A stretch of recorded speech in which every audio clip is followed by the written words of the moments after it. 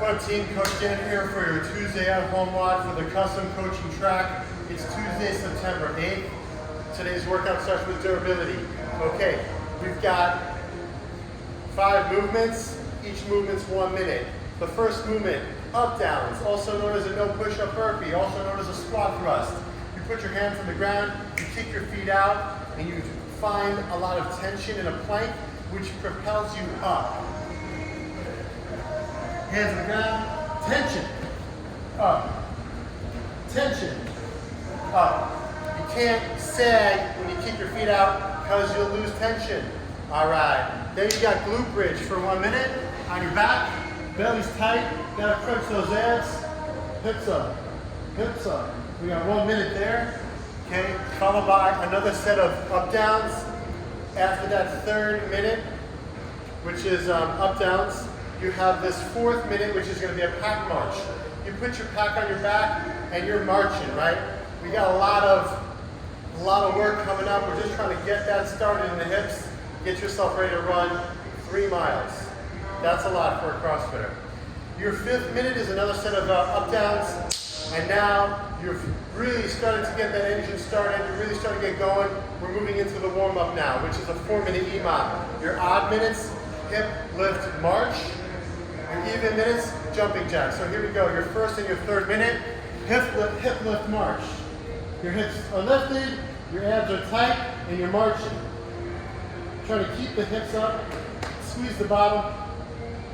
We got 1 minute there, and then we got a minute of jumping jacks, right? You all know jumping jacks, don't need a demo there. Then the WOD, hero WOD, Riley. It's a chipper, kind of, I guess. At least it's 1 round for time. It's a 1.5 mile run, 150 burpees, and another 1.5 mile run. As prescribed, it says wear a weight vest or body armor if you have it. I have it, but you're not going to catch me wearing it. It's a little bit too much for me. I would just do this without anything on me besides shoes, shorts, and a t-shirt. So the burpees are the big thing here. 150 in a row need to be thoughtful, right? So what is not thoughtful is putting your hands like this and then kicking your feet out and impacting 150 times. That won't last. You might be 25 years old and you're like, Dan, I'm fine. That won't last. You gotta put your hands on the ground, load your arm and wrist, and then kick your feet out, okay? Now, this is the big part, getting off the ground. This is not thoughtful.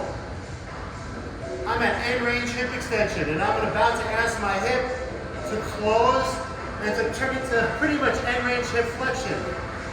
Going from one extreme to the other without muscular support won't last.